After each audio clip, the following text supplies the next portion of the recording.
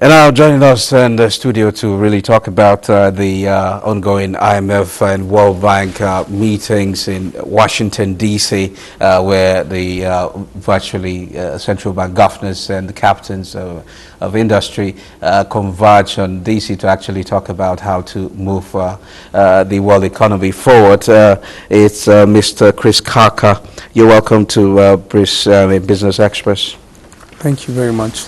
And to begin with, the International Monetary Fund has maintained its 2024 projection for global economy, forecasting a 3.2% growth rate despite ongoing uncertainty. What's the most pressing challenge you think policymakers should address to ensure sustained economic growth? Okay, thank you very much once again. I think globally, the most pressing of it right now is actually has to see that economies of the world, if you know what is really going on, there are pockets of, you call it pockets of troubles going on in some countries, in the Middle East in particular, somewhere in sub-Saharan Africa, is to see how we can actually stabilize this, because whether it is closer to you or not, it has got a trickle effect on your economy in the long run of it. For countries like Nigeria, for instance, our concern would be how to stabilize inflation. In the least, just see how we can sustain this inflation. In other words, reduce the rate of increase of the price rate itself.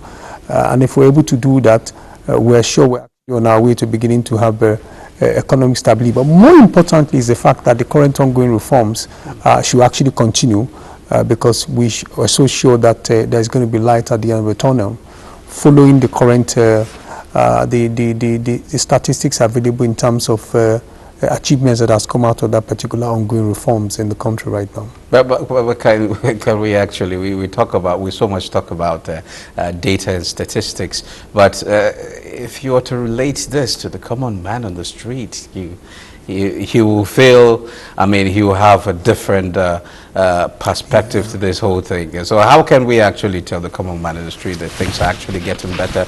Then we should continue with this reforms so that we can get to the place we want to be.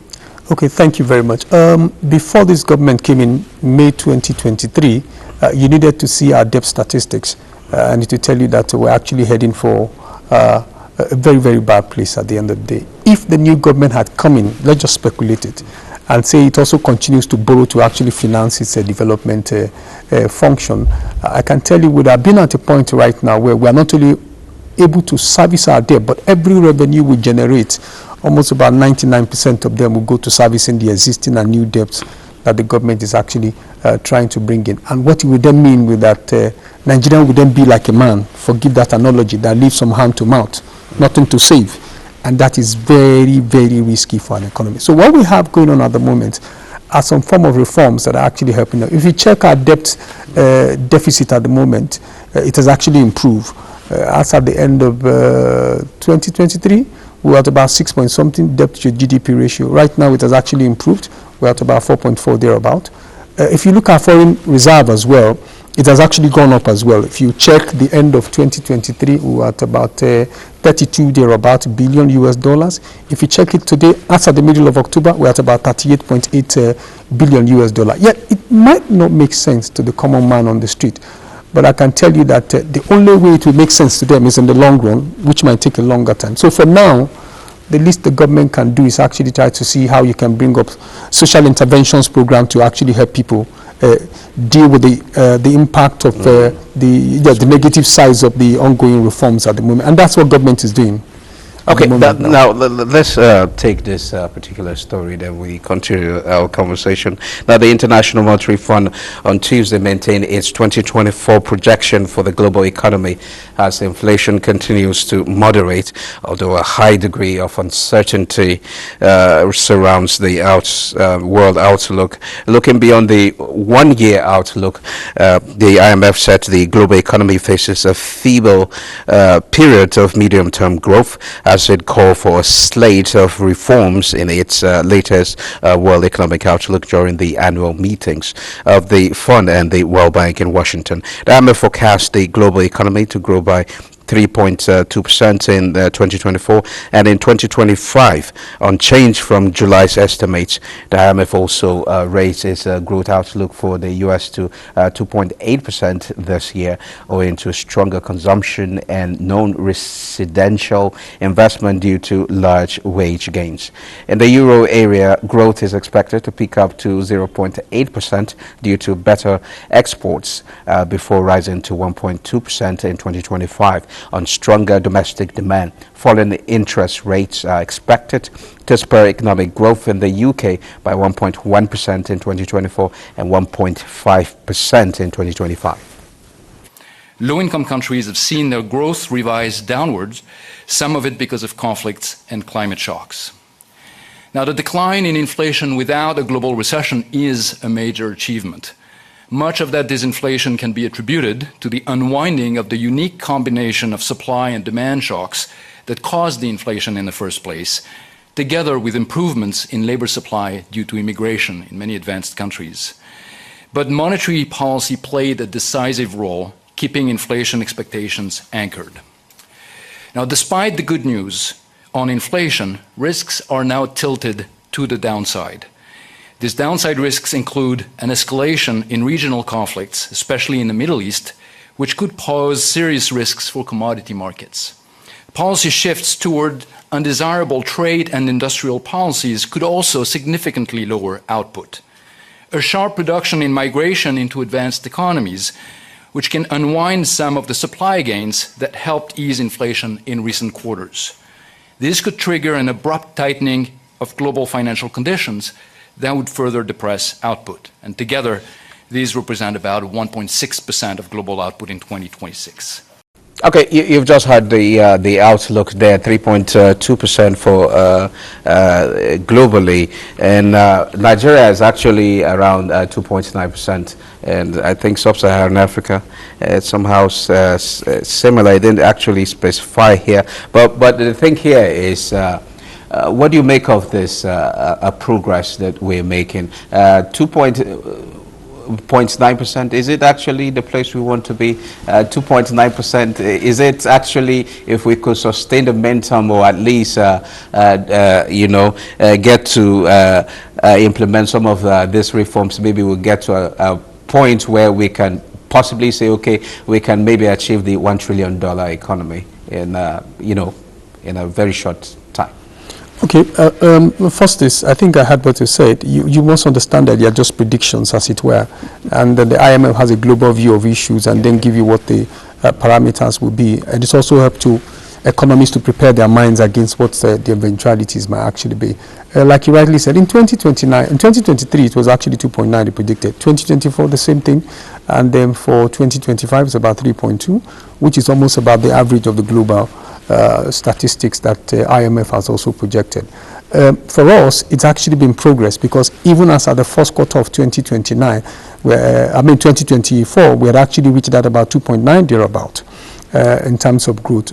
Waiting to see what will come of it at the end of the year, but I can tell you that with the current ongoing reforms, we might not be anywhere. The margin of difference, if there is any, wouldn't be that much in terms of achieving what has been set before us. The worry would then be that government needs to actually begin to expand its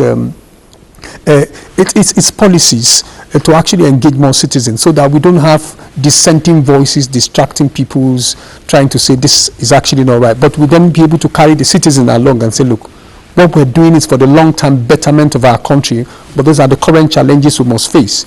And the worry is that we've had reform, structural adjustment program in this country before now. There are bound to be dividends from every form of reforms that you carry out. It is the fact that at the end of the reforms, when they are fully implemented, the dividends, everybody begin to get surprised where they divert them to. And like the IMF kind of facility they give to you. There are reforms you are asked to implement. And the idea is, at the end of you being able to repay your facility which you have taken from the IMF, which has necessitated the conditionalities, you should be able to sustain them. What we see in Nigeria is, once the facilities are paid for, we just go back to business as usual. And so you see that the dividend that should have come from such reforms, at the end of the day, are actually not seen, or perhaps if they are ever seen, they are not visible to the ordinary Nigerians to begin to reckon with. Okay, the African caucus is actually calling for, or is actually somehow working with the IMF to see that how they can actually improve resilience in the continent, to see how we could possibly address a lot of challenges that we face today.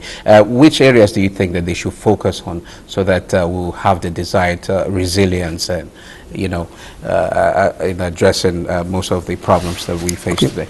All right, thank you. I think one cross-cutting, yes, we are at different levels of development. There are least developed economies within the African Union itself. There are emerging economies. There are also frontline economies amongst us. So we are all at different levels of development. But one cross-cutting problem for all of us is that of issues of addressing poverty and hunger.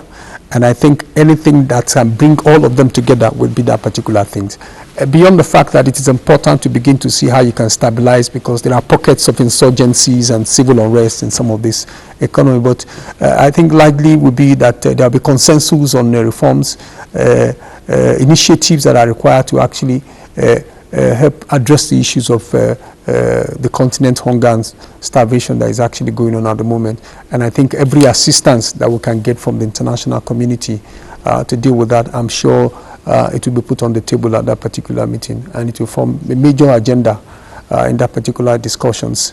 Now, how do you see the central banks walking the tightrope between inflation control and growth concerns? Okay.